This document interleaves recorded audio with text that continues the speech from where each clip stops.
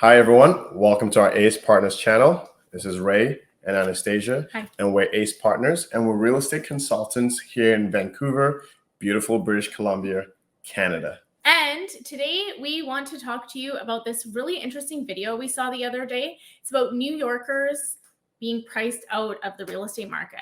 We realize here in Vancouver, we are not New York City. However, us being a global marketplace, there are a lot of similarities in this expose that we thought related to our market here in Vancouver. And we want to talk about it with you.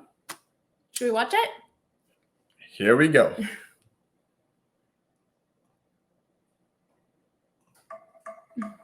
We saw the number and it was just insane. It's literally doubling what we're paying right now. We never expected that much of a hike. I mean, that was just a real shock to us. This apartment is not worth $3,500. There's nothing worth $3,500 in New York City. Okay. Here's the first thing. This lovely lady, she basically said there's nothing worth X amount dollars in New York City. What she's really trying to get at is market value. So she's saying market value, or the value is not worth $3,500. What she's missing is the fact that the market value of any item, any object, any service, in this case, we're talking about rentals in New York City, is not based on your subjective opinion of what it should be. The market value is as simple as what the market is willing to pay for that service or that product. If there are enough renters who are willing to pay $3,500 for that apartment in New York City, the market value is $3,500. If it becomes $3,800, it is $3,800. That's right. Was there, I don't know. Supply and demand. It's Yeah. a simple game of supply and demand. So she's saying subjectively, oh, nothing in New York is worth $35,000. Where in actuality, there's things in New York rentals that are worth far more. Like $35,000 is someone's, I don't know, tax, like rental tax. What did I say? $3,500. Sorry, 35. Wow. But I guess what I'm trying to say is it's all subjective, and saying nothing is worth that in New York. Like, we're talking about New York City here. This is like a city where some of the richest people in the world live or have a condo or have whatever. So to make such an absolute statement like that just shows that, you know, maybe she doesn't understand what market value is. Yeah, I think that's really what it is. All subjective. It's subjective. Like, it's her opinion, and she feels the market value should be based on her opinion of what it should be. Yeah. It could be $2, it could be $40, it could be $35,000. Market value is not based on what your opinion of what it should be. It's based on what people are willing to pay for that in that market. That's right. Yeah. Because what I always like to explain to people when they talk about the value of something, oh, $3,500, that's way too much for a condo. And again, it is subjective. And the reality is the landlord, or in this case, the landlord, wouldn't be charging $3,500 for a condo unless they believe they could get that amount for their condo. That's just how it works. You would price it at $2,000 if you thought that that's what it was. The only reason that they're charging that much for it is because there's obviously enough people that are willing to pay that much, and that's the market value and the going rate for that product. That's just the way it works. It's not based on how we feel that it's too much or because our budget doesn't allow it. It's not fair. Fairness is not equivalent to market value. It may feel frustrating and annoying, but it doesn't mean it's not the reality of the market value. Yeah. Let's continue. Let's continue. Rents in New York City are at an all-time high. In June 2022, citywide median asking rent reached $3,500. That's about a 35% increase from 2021. My mom called me the other day and she's like, "You're 31, you should own the property." And I literally said, "With what money?" Because it all goes to my rent. In 2021, New York City surpassed San Francisco as the most expensive city in the U.S. to rent a one-bedroom apartment. With the city entering the most competitive rental market in a decade, affordable housing is increasingly hard to find. I'm going to filter for 2 bedrooms, which is what I'm living in right now, for $2,250, which is what I'm paying right now in my current neighborhood. And there's nothing, literally no matches. Some renters who got pandemic discounts are seeing their rent increase by at least 30%. Whoa. Yeah, there was a lot that was said there. And first I would like to say what did she say? 2250 for a 2-bedroom? I think so. Yeah. In New York for a 2-bedroom. I don't know. I feel like that's a pretty good deal. I don't know where she's living in New York, but anyways, so there's a lot to say in this part. First of all, I really empathize with the people that are getting a lot of pressure from their parents to buy. A lot of times we hear these conversations. It's, a lot of boomers who had a different economy that they grew up in, and millennials, it's just a different economy for us. And the reality is, a lot of our money does go to rent if we're not already owners. And so something that woman said there was very accurate. It's like there's this pressure, you should be buying, you're this age, you have this job, and then I can't save because all my money's going to rent, and that is a reality. Unfortunate reality for some people, and I empathize with them. I don't really know what else to say to that component. Anything you would add, Ray? Yeah, no. Again, just to your point, and we have similar things in Vancouver, being a metropolitan city as well. A lot of your monthly expenses goes towards housing. In this case, rental. So again, this is another reason why, if you're able to buy or put a plan in place to eventually buy at some point, it's something that you might want to consider, because if your money is going to be going towards renting a place, you might as well have that money going towards owning some equity in the place. Again, so yeah, it's definitely frustrating, and it's something that does happen in Vancouver as well. Again, being a metropolitan city, a lot of people moving into, there's a lot of reasons to move in the city. So we have that there. Yeah. And that other woman who was saying she couldn't find a 2-bedroom condo, that's a common thing here in Vancouver too. We have like a vacancy issue, like there's usually not a lot of homes for rent. That's why it's so competitive in our marketplace. Keep going. Keep going. My name is Casey Cleary. I'm 39 years old, and my rent went up $700. My name is Thelma Rose Anon. I'm 32, and my rent increased $1,100. My name is Ernestine Sue. I'm 23 years old, and my rent increased by $2,100 a month. Insane. So what's causing these unprecedented rent hikes? And is there an end in sight?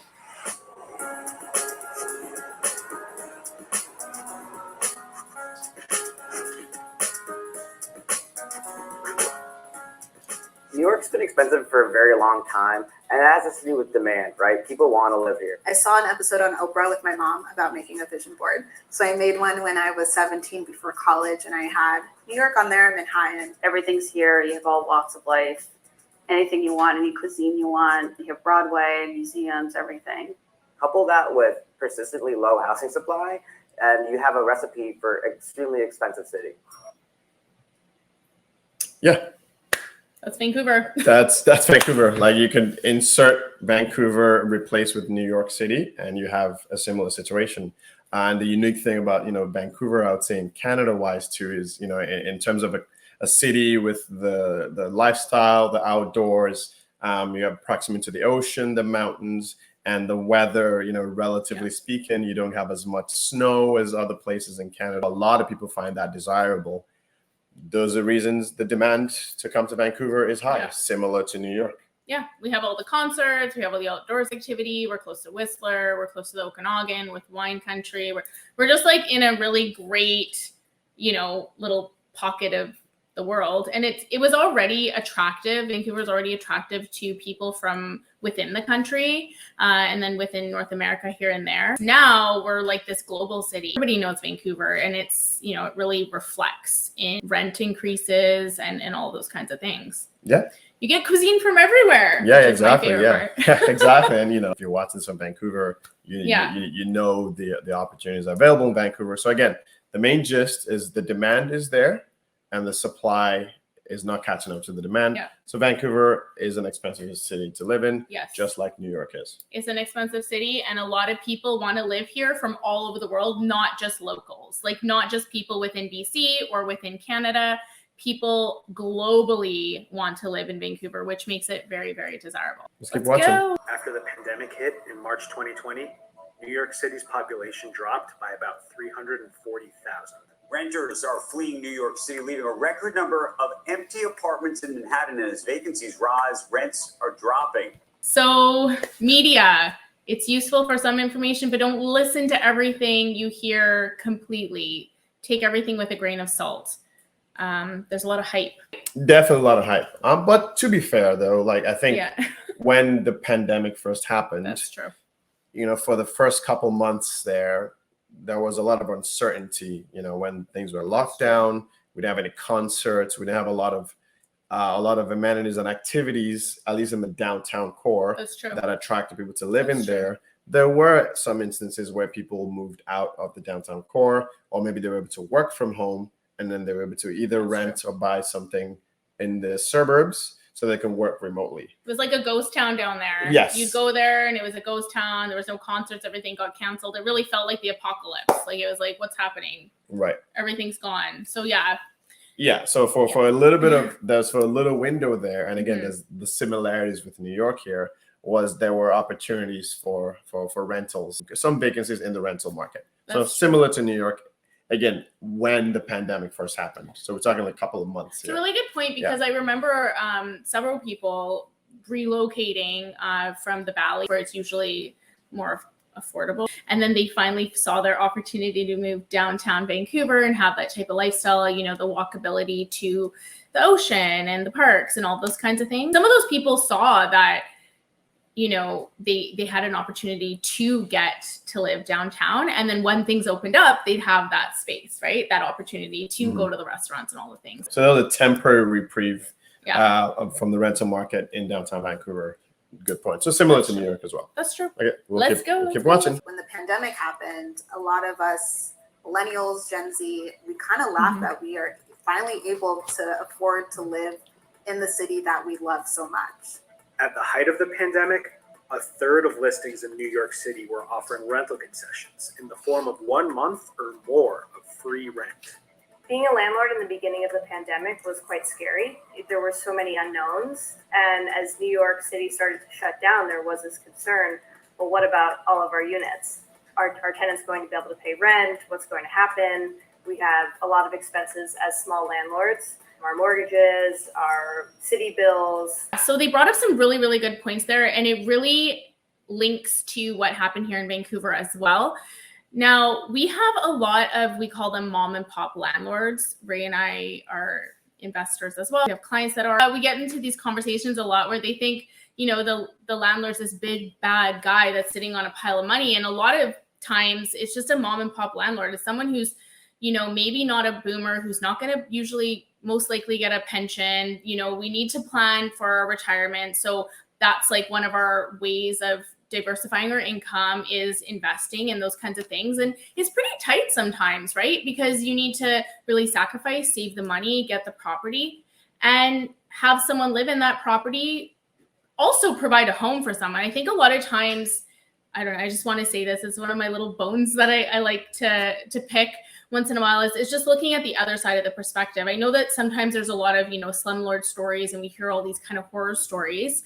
But there's also the fact of the matter that some landlords choose to invest their money so that they can create a home for someone who maybe can't afford it, or maybe they don't have the desire to, have the responsibility of being an owner. It's just important to look at the perspective. And it was really scary for a lot of landlords. Like, oh my gosh, are my tenants going to be able to pay their rent? Oh my gosh, am I going to have to go bankrupt? Like it was very scary. Very good point. And yeah, so again, the fact that it's not this corporations that are owning this homes, like she said, there's average people like yourself and myself who you have your job, you have your home you're living in, you're buying a place.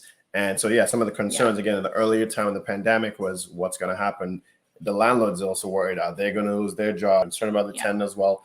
Or if the tenant decides to move, are they going to be able to find a tenant to replace them? So, those were things that were happening and during that early time of the pandemic. And that's why, some landlords did things like concessions to incentivize new renters just to mitigate some of those concerns as well. So remember, landlords are also people. That's true. Yeah. So Yes. keep going. Yes, let's go. Landlords are people too. Hashtag landlords are people too. We actually got a great deal. I believe we got like a month or two off of the rent. So our rent was actually discounted. And also our apartment has in-unit washer dryer, which you don't find a lot in New York City unless you're paying a premium. That's an incredible deal. $22.50. That's not gonna last. For 2-bedroom in New York? No. Man. If I would have you- rented that. I would have moved to New York for that too. Yeah. I guess they weren't having any plays or anything at that time, but still, if you're getting a deal like that, $22.50, always think in the future. I think that's what happens a lot of times with humans. We think of the now, right? So we're thinking of like right now, I'm getting this great deal, and you think it's gonna last forever. No.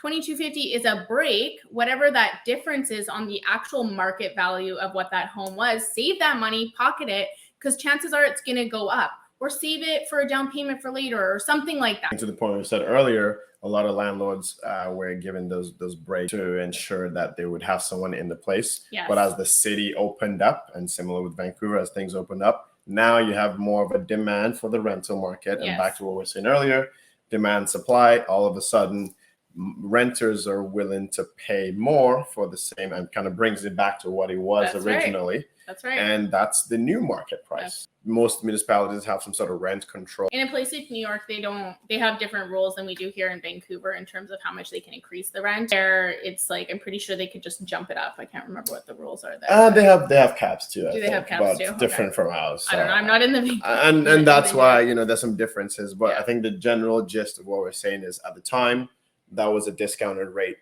for the reasons we had mentioned. Once those externalities change, the market conditions change, there's more demand, there's more reasons to come back to New York, so to speak. The demand's going to go up.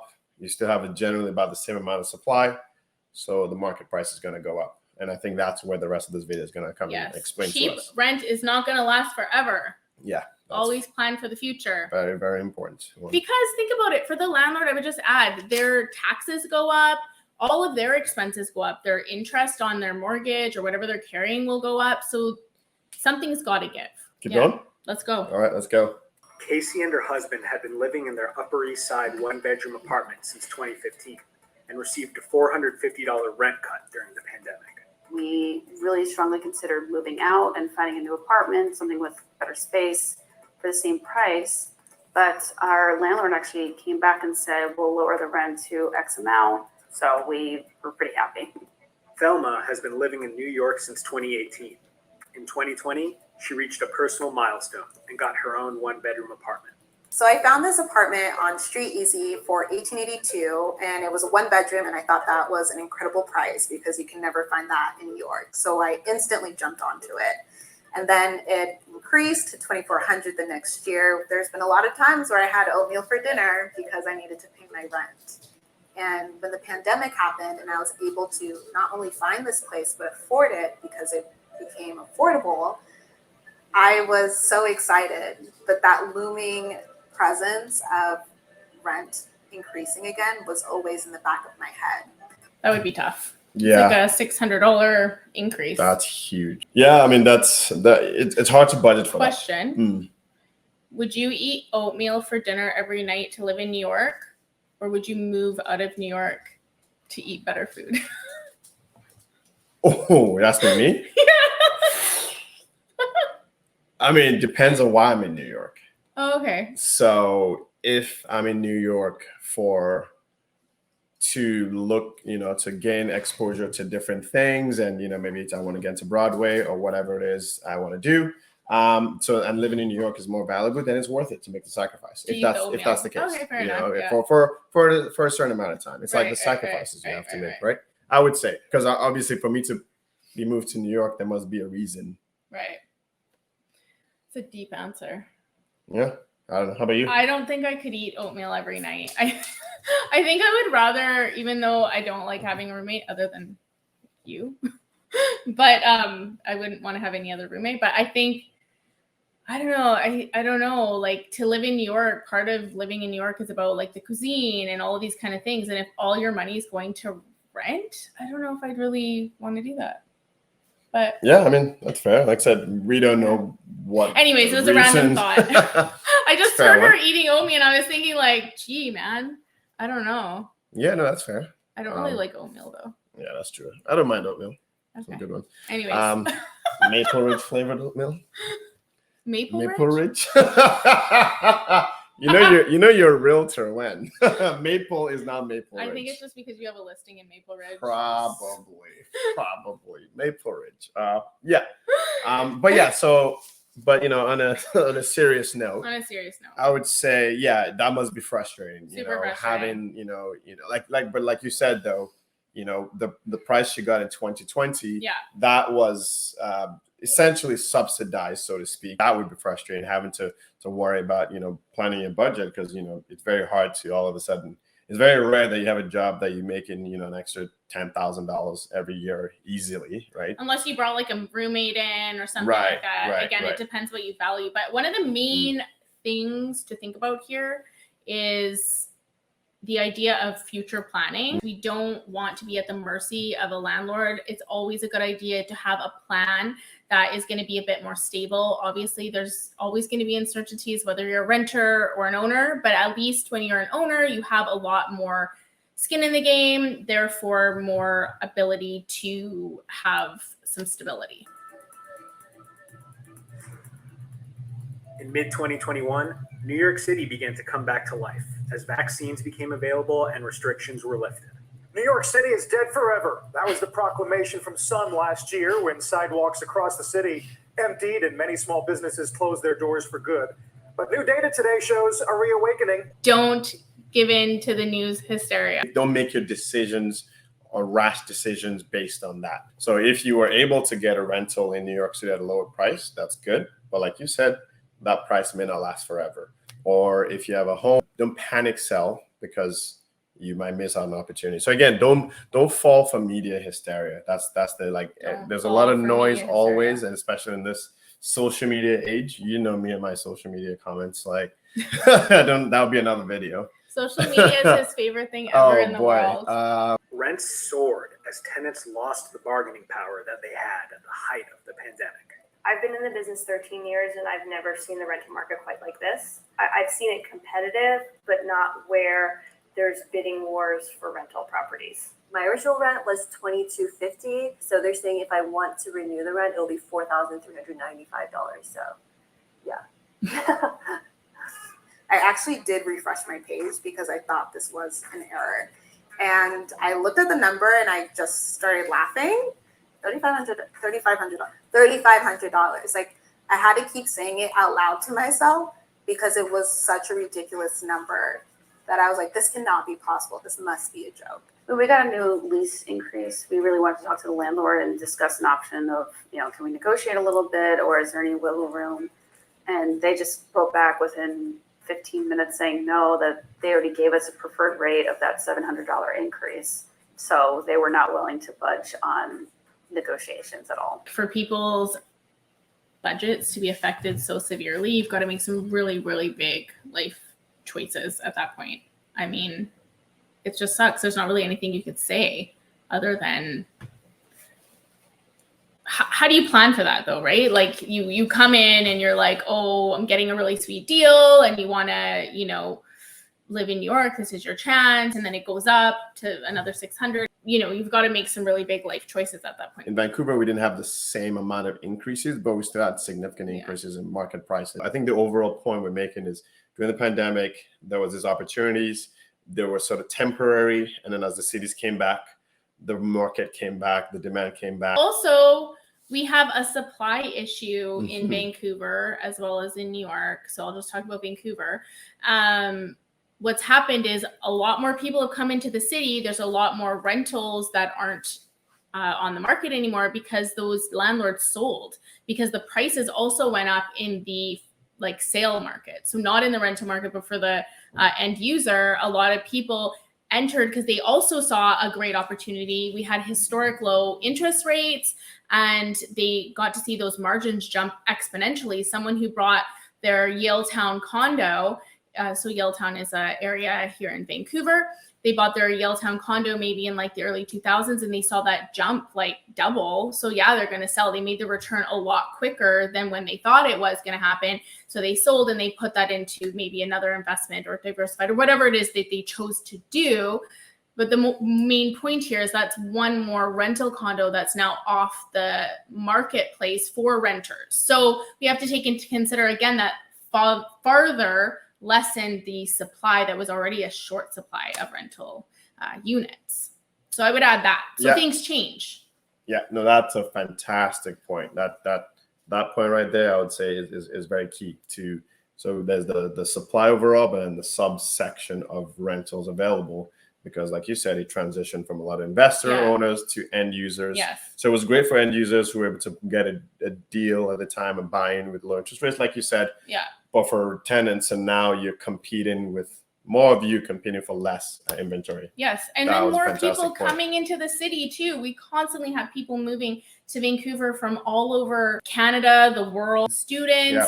So it's like quality people that have great resume, essentially. That Sorry, speaking of quality people as well, a lot of American tech companies as well, on average, the cost of the Canadian labor is lower than American labor, but you have similar skill sets. Right. So a lot of tech companies have either satellite offices here in Vancouver. And so there's, again, a lot of high quality people who either come from the States or other part of Canada who are also now going to be competing for this rent. If you are one of those, call us. We'll get into a home. With inventory very low, landlords can charge much higher rates and certainly make up some of the losses that they incurred during the pandemic.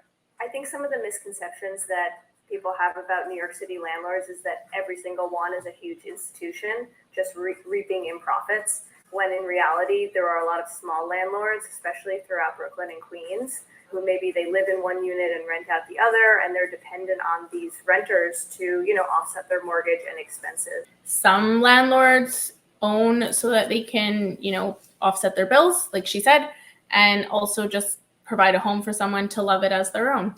Yeah, no, it's a good point. And I think having an economy where you have a diverse set of ownership and landlords versus having a few large institutions owning most of the real estate, I think the first option is better for the economy, as opposed to one conglomerate owning like 80% or whatever it is. You have very few decision makers that can sway the market a certain way, right? So you do want a market that has more diverse ownership, and that's why you want mom and pop landlords to still be in the mix there for sure.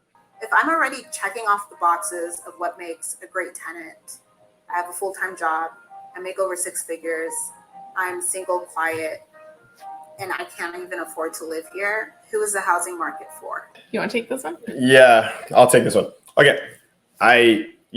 Kudos to this lady for getting herself to where she is. Working in New York, she's worked hard to get herself to where she is. Kudos to her.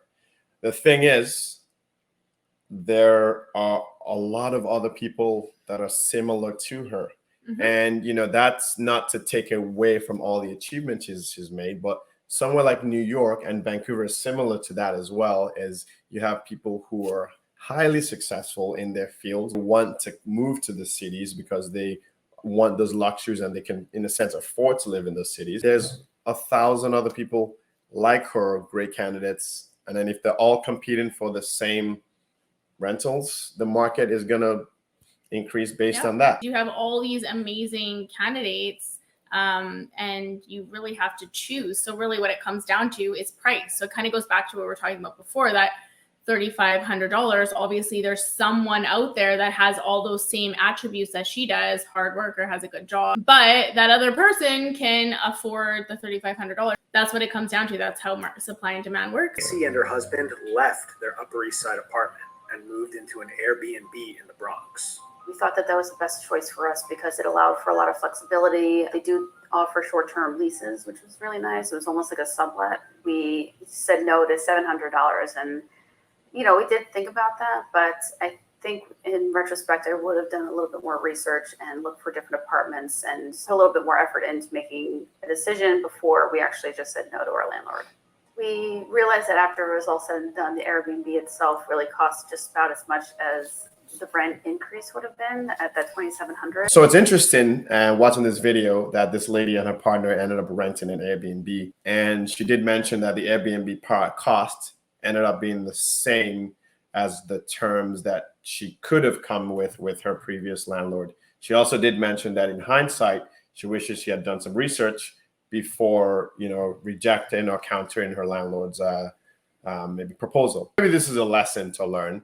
Yes. Whenever you Always are lesson. always a lesson to learn. Always a lesson to learn. Whenever you're negotiating any terms with anybody for anything, you would have some information to back up your number or your offer, Yes. for example. That's So if key. your landlord's coming with a $4,000 proposal for the rental, and you're saying, well, it should be $3,500, that $3,500, based again back to the earlier part of the conversation, shouldn't just be on your opinion or subjective. That's the You know? key part there. I think I that's think something you there. you hit the nail on the head. That's really what it is. It comes down to this like subjective kind of feeling. Whereas the landlord is basing I would assume here, the landlord's basing the cost of the rental based on what the market is. So they're asking, hey, we lowered the price because the market showed that, we might have to rent it to someone else. You've rented here for a long time. We gave you a discount. And then these people are like, that's not fair. You gave us a deal. So it's like plan properly, plan accordingly, and then also you got to do your research. Because if she did her research from the beginning for how much it's going to be for an Airbnb and how much she was saving on her current place, not to mention moving costs and all these other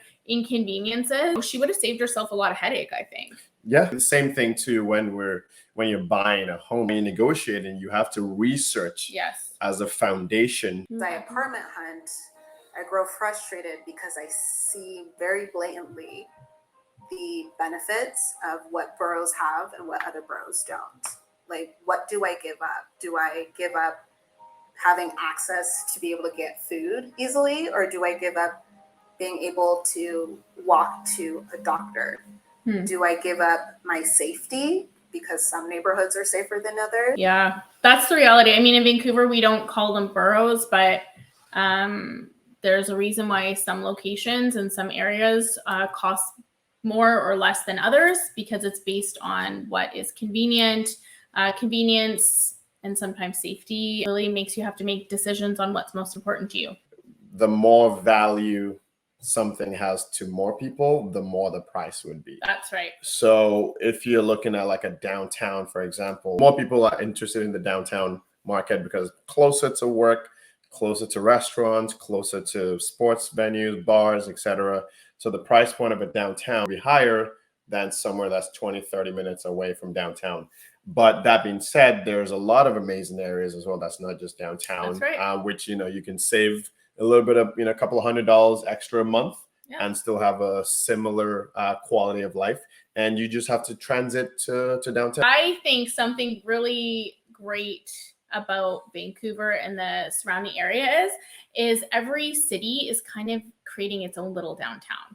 So everywhere from New West, Burnaby, they've got their Brentwood area. They have Metrotown. You have Surrey. They're doing incredible things in downtown Surrey, University District area.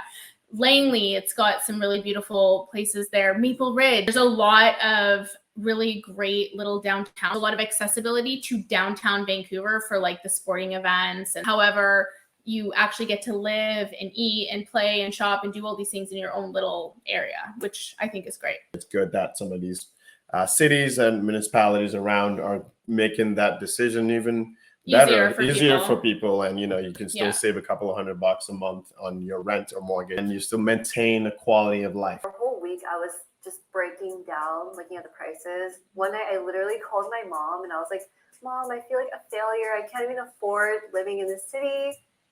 Hey, sometimes I got to call the bank of mom and dad. I love it, but I don't know if I can afford it, honestly. So my roommate and I saw 3 or 4 apartments before finding the one that we have now, that we just got approved for. And that process was insane. We actually applied to apartments that we didn't even know if we wanted to live in. just for backup, for safety, because it was just so competitive. Yeah, market's competitive. It was super competitive recently with all of the interest hikes and everyone wanting to go in and buy in the market. And now we've seen a huge shift of a lot of people competing for rental units. Like, I heard stories in Surrey where it was so competitive that the renter that won out of, I think, like 30 candidates, they paid a whole year up front for their home.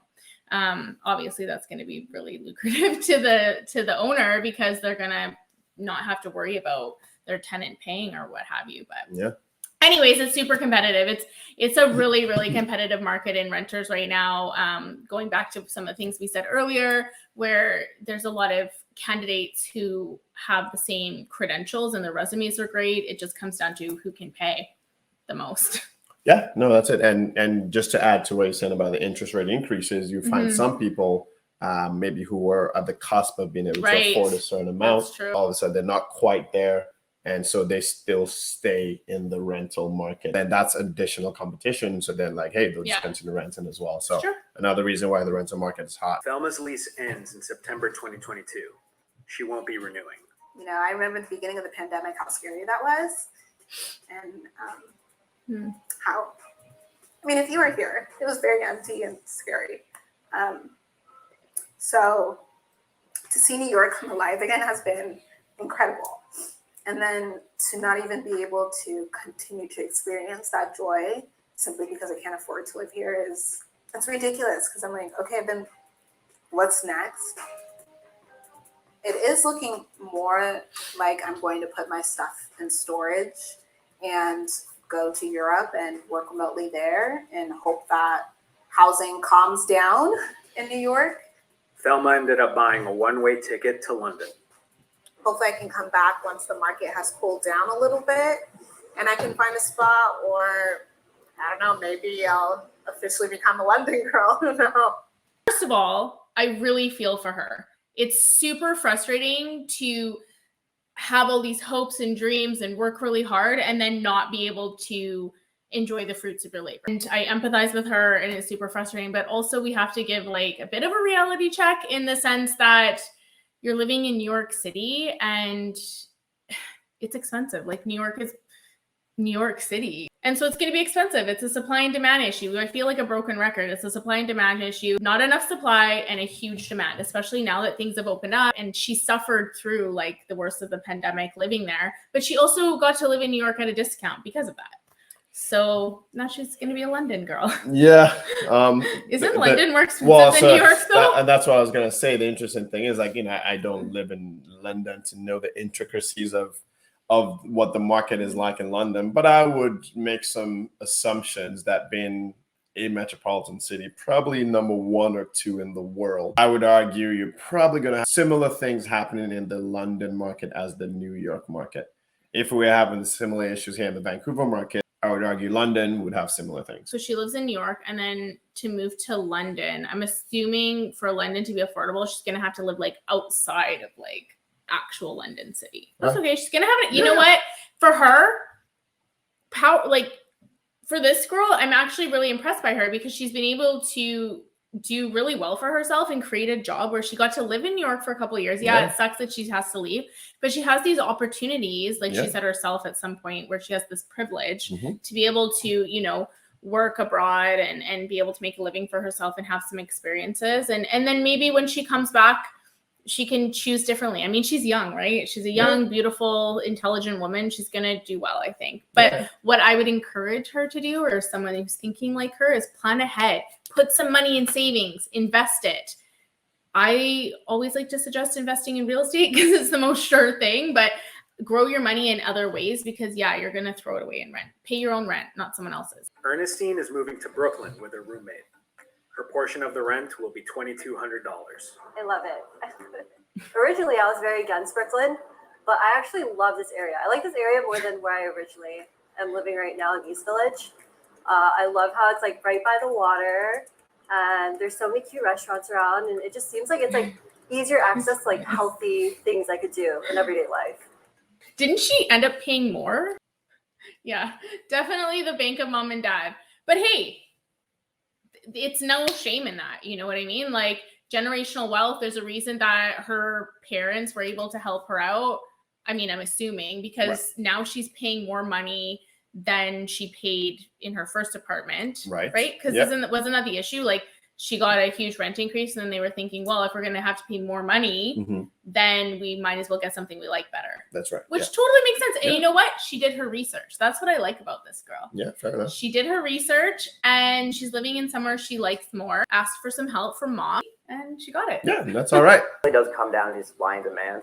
There's a lot of people who want to live in New York, and the amount of apartments in New York, there's not that many of them. And that imbalance right there is going to cause the unaffordability that we're seeing across the city. Supply and demand. Yeah, similar thing we have in Vancouver.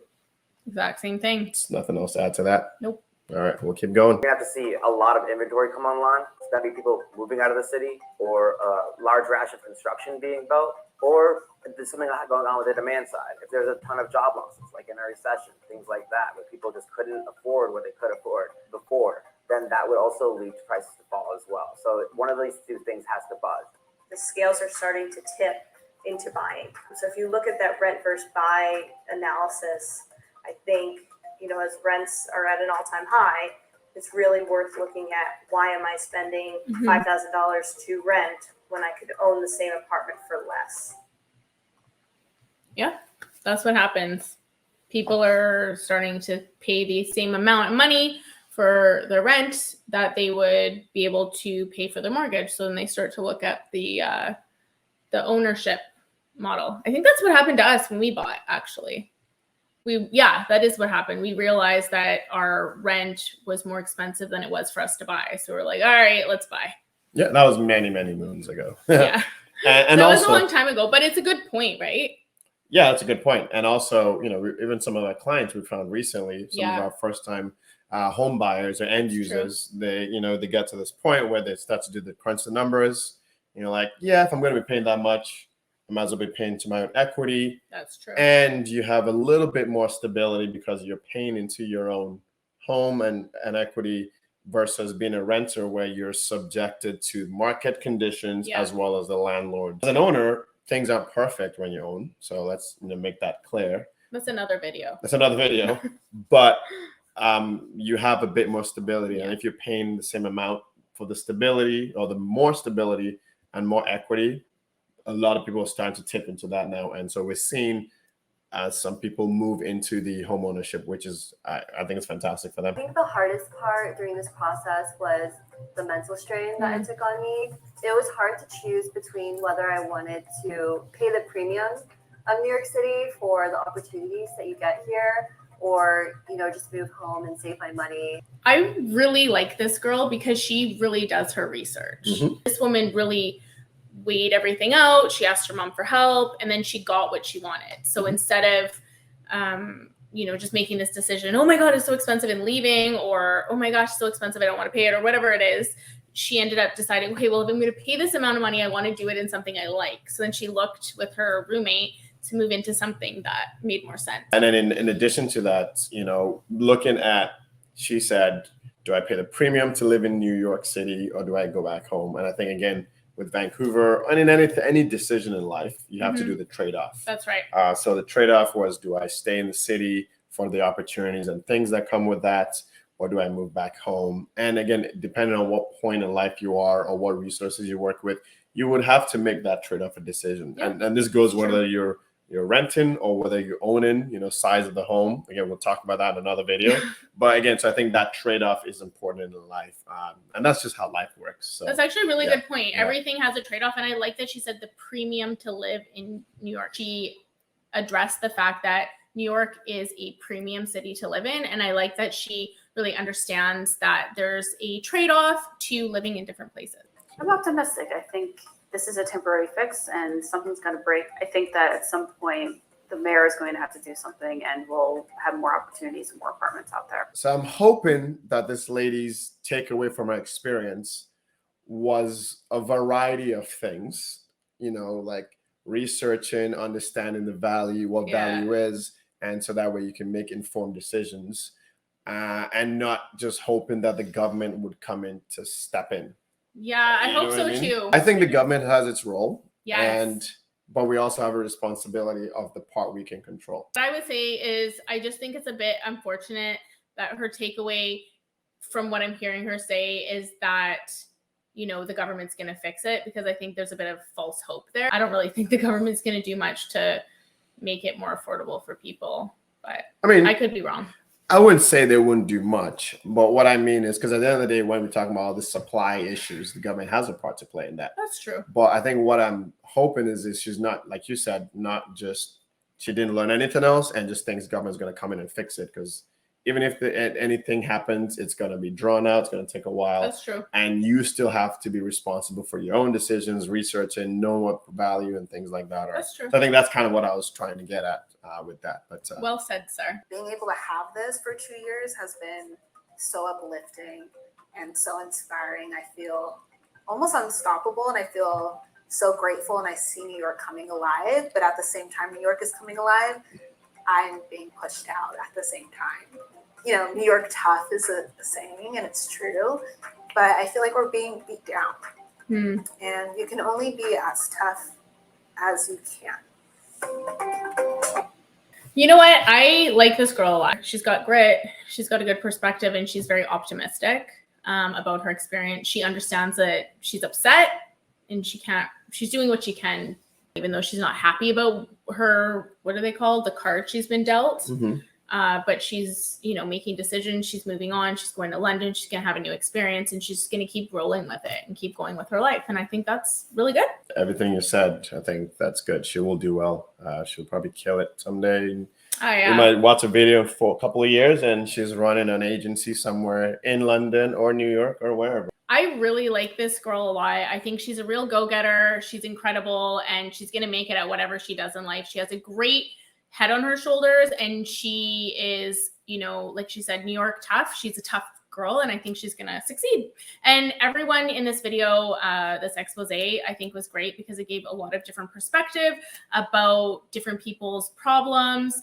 Obviously, there's a whole array of things that people can go through, but I think this was a good little snippet of some of the obstacles and experiences that people had during the pandemic and with rentals and things like that. The video we thought was a good way to illustrate the rental market behaviors, as well as in New York City, and how in Vancouver we have some similarities, some differences, but we also have a lot of similarities in terms of why the rental prices have increased in compared to last year. Yeah. And so we thought that we just use this video as an illustration. So if you guys like this video, don't forget to comment, like, share, and subscribe, and we'll see you guys on the next video. Yeah. Bye.